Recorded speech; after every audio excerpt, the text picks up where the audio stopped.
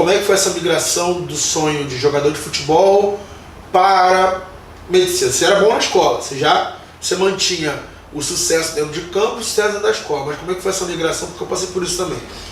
Eu era bom no esporte, só que o esporte não deu certo e meu backup era mandar muito bem nas notas, porque eu tinha um negão grande pra caralho marcando em cima, me ameaçando. Então, na verdade, eu falo sempre que eu sou muito competitivo. Eu sempre vou buscar uma excelência no que eu faço, mas isso foi até uma coisa que veio lá de trás pra mim. Porque lá em casa, ao invés do meu pai, minha mãe era meio que um general em casa, né? Então, sua mãe era general? Minha mãe era general. Então, mas minha mãe não tinha essa de, vou tirar uma nota para passar, entendeu? Assim, ela falou assim, não, tu tinha que tirar nota boa, se tu tirou nota boa, tu não fez mais que sua obrigação. Tirar, pô, mãe, aí. mas eu, pô, pai, tirei 9,5 e o meu amiguinho ali que tirou 7 ganhou um presente do pai dele. Não fez mais que a sua obrigação. Não tinha isso. Então eu sempre cresci com isso, de ser o melhor. Então, eu falo assim que futebol, nota de escola. Então, se eu tirasse 9, mas eu visse ali que, caramba, eu poderia ter acertado essa e, pô, eu dei mole. Eu chorava de raiva, porque eu não queria perder nada. Jogar bola na pracinha pelada, eu ia brigar, eu ia chorar de raiva se eu perdesse, entendeu? Então, se... Tipo, bafo, você também ficava ping-pong. Tudo. Mentalidade de atleta, competitivo. Falou assim, eu queria ganhar sempre. Quero ganhar sempre. Tá certo. Quero ganhar sempre. É de crédito. É cobertura. Isso é uma cobertura. E tem um preto morando na cobertura. Tem um preto aqui. Às vezes é minha preta. Às vezes as pessoas meio que... Nego, caramba, chega no elevador, bota o meu preto clicando em C. Engraçado, cara, eu parei o carro aqui embaixo outro dia e tinha um ator que era da Globo, aí tava na Record, aí ele ficou me olhando assim, aí parou no estacionamento e chegou, tu joga onde? Ou tu trabalha com música? Aí eu falei, tu joga onde? Eu falei, não jogo futebol não. Ele, mas tu toca em alguma banda? Eu falei, não. Pergunta direto que ele fez assim, sabe? Joga onde ou toca em algum lugar? Não, quando eu fui subindo aqui o prédio, eu botei lá Rafa Bispo, mora na cobertura e não é jogador, não trabalha com música e não é traficante. Exatamente. Porque no Brasil, cara, preto rico é entretenimento, futebol e drogas. Não é não? Verdade. Querendo ou não, tipo... E é um dilema que eu tenho hoje em dia, as pessoas... E aí, mano, qual é? Jogador? E aí, jogador? Eu perguntei, qual é jogador? Fala aí, qual é jogador? Na cabeça, porque na verdade as pessoas não estão acostumadas a ver, entendeu? Então, quando ele é um negro em outras posições, assim na produção do médico, por exemplo, a pessoa no subconsciente dela não está acostumada a ver. Então, às vezes, por exemplo, quando eu fui chefe de CTI, eu cheguei um tempo, eu estava como chefe de CTI, eu estava lá todo dia, eu que dava todas a gente chama aqueles rounds, né, para falar sobre cada paciente com a equipe. Se chega um médico assistente, o médico assistente nunca vai vir em mim. Eu tô lá no estar médico lá, entra o médico assistente, ele vai entrar e sair umas 5 vezes. Eu fico sorrindo, falei, tá me procurando. Mas na quinta vez eu falei, pô, eu queria falar do médico plantão, sou eu. Porra, se entrar um branco, ele vai de cara. Se entrar um branco, ele vai de cara. Quando pro fim de período, eu imprimia as minhas notas, botava no envelope e meu pai também. Então eu ficava com um envelope com as minhas notas e meu pai com outro. E aí a gente fez amizade com os seguranças da faculdade, aqueles que davam acesso ao reitor quando ele chegasse. Porque a gente sabia que quando o reitor entrasse lá na sala dele, era mais difícil a gente conseguir entrar para falar. Então, qual era o hack? Era os seguranças falarem por onde o reitor estava entrando. Porque às vezes ele entrava por uma passagem lateral, às vezes ele vinha de carro e entrava lá por trás pelo outro estacionamento. Como se fosse o Michael Jackson despistando paparazzi. Isso aí. E aí o pessoal ali da portaria e os seguranças já davam O bizu, assim, o bizu, tá ali. ó, o reitor tá chegando, vai entrar lá por trás. Então ali a gente já acertava na boa. Entendeu? Quando o reitor tava saindo do carro, tava subindo a escadinha, eu tô descendo com o envelope na mão. E aí, cara, sabe, eu acho que sim, de Deus, cara, porque assim, todas as vezes, é uma coisa que se falar hoje, o pessoal assim, cara, não é possível. Cara, mas eu falava com o reitor, meu pai falava com o reitor, falou assim, pô, ajuda aí, pô, tem as notas boas, o garoto é bom, tem potencial e tal. E o reitor, ele não fazia aquela coisa de, vai lá no financeiro, preenche um protocolo, entra com um e-mail, não sei o que, não. Ele pegava uma folhinha avulsa, de papel ofício, me dá uma folhinha aqui. Pegava uma caneta que tivesse, me dá uma caneta aqui. Ele assinava ali, escrevia um não sei o que e falava, vai lá no financeiro e renova. Então eu pegava aquele papelzinho dele, ia lá no setor financeiro, entregava aquele papelzinho devendo 5 mensalidades, porque eu só paguei a matrícula, né? Só paguei uma. E ele estava devendo 5. Teria que pagar 5 para poder ir para outro período. E aí eu conseguia renovar por outro período.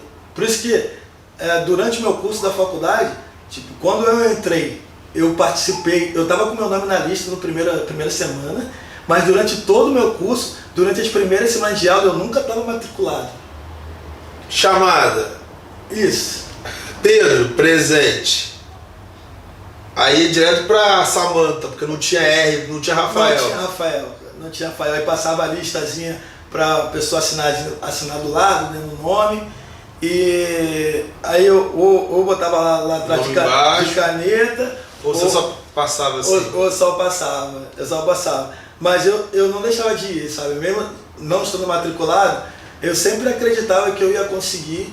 Às vezes já tinha começado a aula e eu ainda não tinha conseguido falar com o reitor. E eu ia assim mesmo. E quando tinha prova bem no início, porque tem alguns períodos que tem provas logo no início, eu estudava do mesmo jeito, com a mesma intensidade, e eu ia para a prova, e chegava na hora da prova, eu chamava o professor no canto, falava, professor, meu nome não está na lista, o senhor deixa eu fazer essa prova? Porque eu estou tentando resolver a coisa da minha matrícula, só para não perder a prova e tudo. Então, eu consegui, com alguns professores deixavam. Tinha alguns que diziam que não? Cara, então... Então você estudava para a prova que você chegava lá e não podia fazer? E não podia fazer. Então, eu falo assim, eu acho que, como eu até contei lá no Mastermind, tanto em Floripa, agora no Rio, cara, assim... Eu acho que se eu contar minha história 1000 vezes, eu vou chorar umas 1000 vezes, porque era bem frustrante para mim na época. Porque às vezes eu estudava a madrugada inteira para a prova. E aí chegava na hora da prova, via aquele pessoal ali discutindo prova, não sei o que, na hora de chegar para a prova, o professor falou assim, cara, infelizmente não vai dar para deixar você fazer a prova. E, cara, aquilo... Caralho.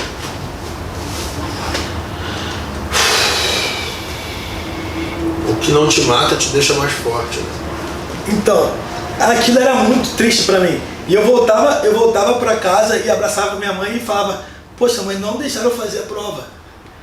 Pô, estudei pra caramba. E aí, eu estava às vezes 5 horas da manhã, eu estava estudando ainda, aí dormi e acordei pra ir pra prova. E, sabe, acordei pra ir pra prova. E aí o professor falava assim, não tem como. Pior que você não tinha muito argumento. Não tinha muito argumento. Porque se fazer de vítima, mas se fazer de vítima não é uma característica do bispo. Não é uma característica do bispo. Então eu fui me preparava, naqueles que deixavam eu fazer, eu fazia, às vezes eu fazia bem, às vezes ele falava assim, eu vou deixar você fazer, mas meio aqui, não fala pra ninguém, e para as pessoas de fora, e eu não vou poder te liberar a tua nota, só vou poder liberar a sua nota quando o teu nome estiver na lista.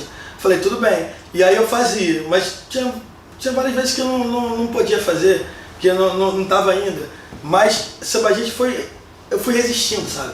Eu fui resistindo porque eu sabia que... Isso durante 5 anos, 6 anos. Cara, foi uma luta, porque, sabe, talvez para os outros colegas, eu nunca fui de fazer esse discurso, de coitadinho, nada disso. Para os outros colegas, talvez fosse um pouco mais simples, porque a preocupação, talvez, deles fosse só estudar, entendeu? Agora a minha, ela falou assim, cara, eu estou estudando aqui, mas pô, não tem nem como é que vai ser no outro período. Eu não tenho dinheiro, não paguei mensalidade nenhuma até agora. Então ficava nessa dificuldade sempre, né? Então, essa foi assim, o meu maior desafio, né, de fazer. Então, nas situações mais difíceis que eu passei, eu conseguia já me enxergar lá na frente. Mesmo sem saber o semestre, o dia de amanhã, o semestre de amanhã. Você podia ter sido expulso da faculdade e todos aqueles 5, 6 períodos que você fez virar zero. Porque vai que, sei lá, o reitor morre, sei lá, troca o reitor. Aí já não tinha mais condição, porque era a arma que eu tinha, era essa. Porque assim, a gente pensa assim, caraca, que é algo que tipo, a gente take it for granted, tipo, caraca, uma prova. Não fizer, depois eu faço a segunda chamada, né? Mas era bem doído, assim, sabe? Mas eu mantia fé. Eu mantia a fé, eu mantia, porque assim, a Bíblia fala sobre isso, sobre o que é a fé, né? Que é você acreditar naquilo que você ainda não vê, né? Então, assim, na verdade, eu conseguia me ver, na verdade, com os olhos da fé, sabe? Eu conseguia me ver assim, como eu estou hoje, eu conseguia enxergar isso aqui. Doutor Rafael Bispo. Eu conseguia enxergar isso. Eu falo que eu pegava umas folhinhas de papel assim, eu já me via assinando a receita já há muito tempo, sabe? Eu pegava assim, de bobeira assim em casa, eu pegava umas folhinhas de papel e escrevia como se estivesse simulando, fazendo uma receita para alguém, e lá embaixo eu escrevia Doutor Rafael Bispo e assinava, sabe? E aí simulava um carimbinho assim embaixo, sabe? Eu desenhava, fazia um quadradinho como se fosse o meu carimbo, sabe? Eu carimbando ali. Então era como você fala, cara, isso aqui vai ser real um dia, cara, isso aqui vai ser real um dia. Então, era isso que me motivava. Então, acho que assim, o meu sonho e a minha motivação era muito maior do que essas frustrações, entendeu? Então, eu ia pra casa, chorava, não sei o quê, mas daqui a pouco eu falava, não, eu vou voltar, se amanhã eu vou estudar de novo pra prova de amanhã, e amanhã eu vou fazer a mesma coisa, sabe? Eu vou lá e vou pedir pra fazer a prova. Tô lembrando de um verso do nosso mentor Kleber Lucas. Clínicas no plural.